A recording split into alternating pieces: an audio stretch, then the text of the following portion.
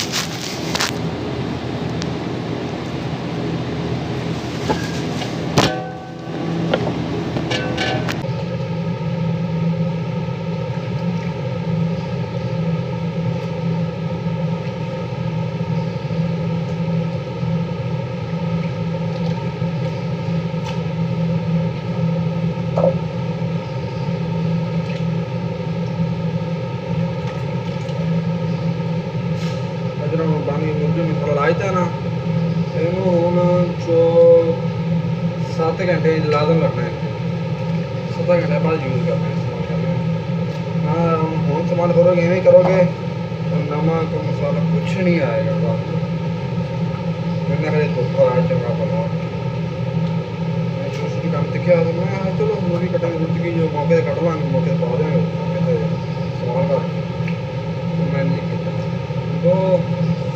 जो मतलब के गल नहीं खाद नहीं होने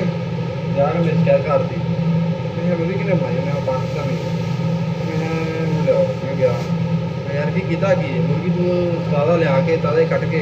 कौन बनाया थे मसाला मसाला कौन लाया आ सीरी चलानी है ऐसे अंदर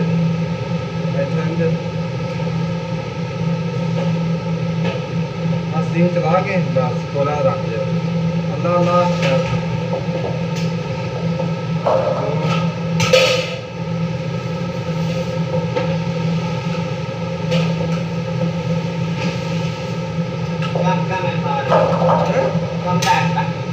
ايش؟ اليوم 15 والله 20 15 20 رقم अस्सलाम वालेकुम